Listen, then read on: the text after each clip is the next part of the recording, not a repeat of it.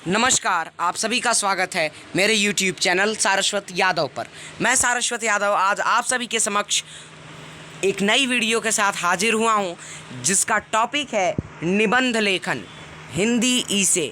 ठीक है, और आज हम इस वीडियो में समझेंगे कि निबंध हम क्या होता है तथा उसको कैसे लिखते हैं। हम दो टॉपिक्स पर निबंध लेकर आज प्रस्तुत हुए हैं। तो सबसे पहले निबंध लेखन में सबसे बड़ी भागीदारी हमारे शब्दों की होती है, हमारे अपने शब्दों की होती है, अपनी जुगलबंदी की होती है। हम कितना मतलब कि कविता उससे एक शब्द से बना पा रहे हैं, क्रिएट कर पा रहे हैं, और हमारे वाक्यों की होती है, हमारी भावनाओं की होती है। निबंध में आपकी विचारधारा को भांप लिया जाता है कि आप कहाँ तक सोचकर लिख पा रहे हैं। निबंध टॉपिक के हिसाब से उसकी अच्छाई बुराई हम उसमें दर्शाते हैं। इस तरह हमारा निबंध लेखन का सेशन शुरुआत करते हैं। और इससे पहले हमने संधि पढ़ा था हिंदी व्याकरण में, और आज हम हिंदी व्याकरण तथा रचनात्मक लेखन के अंतर्गत निबंध लेखन पढ़ने जा रहे हैं। तो चलिए शुरुआत करते हैं। पहला टॉपिक है मेरे गांव का मंदिर। ठीक है, तो मेरे गांव में एक विशाल ज्ञान एवं सुरों की देवी वीणा वादिनी माता सरस्वती का मंदिर है। तो इस तरह हम लिख सकते थे कि मेरे गांव में सरस्वती माता का बहुत बड़ा मंदिर है, लेकिन हमारे शब्द शुद्ध होने चाहिए तथा उनके सरल अर्थ और उसका अर्थ निकलना चाहिए। मेरे गांव में एक विशाल ज्ञान एवं सुरों की देवी वीणा वादिनी माता सरस्वती का मंदिर है। इस मंदिर का वातावरण हमेशा सुरम्य, सुगम्य, सुनहरा और शांति से परिपूर्ण तेजस भक्ति भाव का रहता है। ठीक है, प्रातःकाल बच्चे बूढ़े विद्यार्थी सभी पूजा अर्चना करते हैं तथा आरती के पश्चात प्रसाद लेकर घर को जाते हैं। इस मंदिर की स्थापना बहुत वर्ष पहले हुई थी। मेरे गांव में सभी शिक्षित तथा भाईचारे से रहते थे। सभी ने प्रसन्नचित मन से, ठीक है, सभी ने प्रसन्नचित मन से ये निर्णय लिया कि माता सरस्वती की भव्य मूर्ति स्थापित की जाए। ये मूर्ति पीतल की है और सरस्वती माँ वीणा लिए हुए कमल के फूल पर विराजमान है। लोगों द्वारा ऐसा कहा जाता है कि यहाँ मांगी हुई प्रार्थना निष्फल नहीं जाती है। ठीक है, मतलब कि यहाँ लोग जो प्रार्थना मांगते हैं वो फलती है। ठीक है, ज़रूर पूर्ण होती है। यह मंदिर अनुपम, अद्वितीय और अनोखा है। तो आपने देखा कि शब्दों का हेर फेर कर कैसे ये निबंध प्रस्तुत किया गया।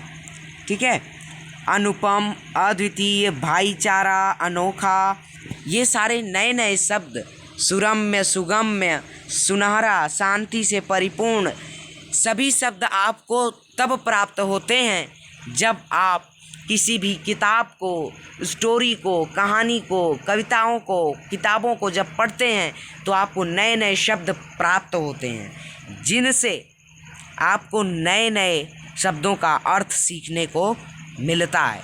तो निबंध, मैं बार बार कहूँगा कि निबंध अपने शब्द, अपने वाक्यों का होना चाहिए, ना कि किसी के दे देने से लिख लेना चाहिए। दूसरा टॉपिक है गांव का किसान, या हम ग्रामीण किसान भी कह सकते हैं। किसान शब्द बोलते ही किसी कर्मठशील, परिश्रमी व्यक्ति का चित्र बनता है या उभरता है। ठीक है, किसान शब्द हम जब बोलते हैं तो किसी कर्मठशील, परिश्रमी व्यक्ति का चित्र उभरता है। गांव का किसान कड़ी धूप में, छमाछम वर्षा में और ठंड में अपने खेतों में कठिन परिश्रम करके अनाज उत्पन्न करता है आज इस समय पूरे विश्व भर में अत्यधिक अनाज लोगों द्वारा बेकार किया जा रहा है। ठीक है, यहाँ द्वारा और किया के बीच में आप लिख दें बेकार किया जा रहा है। ठीक है, गांव का किसान कड़ी धूप हो, किसी भी समय, कोई भी काल हो, कोई भी मास हो, सभी मास में वो अत्यधिक परिश्रम करके अनाज को उत्पन्न करता है तथा लोगों द्वारा आज के इस पूरे विश्व भर में अत्यधिक अनाज लोगों द्वारा बेकार किया जा रहा है। वो किसान जो अन्न पैदा करता है उसे खाने को नहीं मिलता। किसान अन्न को पैदा करता है, उसे खाने को नहीं मिलता है। इस सेंटेंस के, इस वाक्य के पीछे लॉजिक है कि बेचारा उत्पन्न करता है और उसके पीठ मतलब महंगाई इतनी बढ़ जाने की वजह से अपने अनाज को वो बेचता है तथा अपनी आजीविका चलाता है। और आज के समय में लोग पूरे विश्व भर में उनको खाना थोड़ा ही होगा, लेकिन एक प्लेट में सब कुछ जो है भर लेंगे और जब वो खा नहीं पाएंगे तो उसको वो वेस्ट कर देते हैं, बेकार कर देते हैं। तो इस तरह नहीं करना चाहिए। हाँ, गांव का किसान प्रातःकाल भोर में उठकर अपनी दैनिक दिनचर्या को पूरा करके दिन भर खेतों में काम करता रहता है। इनका देश के विकास में महत्वपूर्ण योगदान रहता है।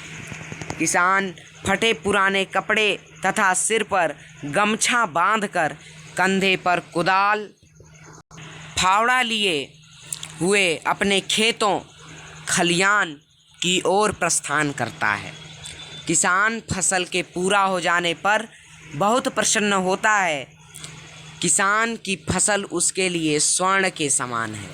किसान की जो फसल होती है वो उसके लिए सोने के समान है या सोने से भी उत्तम है। किसी ने ठीक ही कहा है, जुग्गी झोपड़ी में रहत पहने वस्त्र फटल, कार्य निरंतर करत जात न कब्बों है थकत। उपजाऊ करत फसल के सूतत भूखे पेट, पूरे दुनिया के पेट भरे यह किसान है होत। किसान तुझे सलाम। आपने देखा यहाँ मैंने 4 लाइनें लिखी थी, लेकिन आप जब उस टॉपिक के अंदर गहन चर्चा करेंगे तो आपको नए नए शब्दों की प्राप्ति होगी और नए नए तुकबंदियाँ उसी में जुड़ती मिलती बनती हुई चली जाएंगी।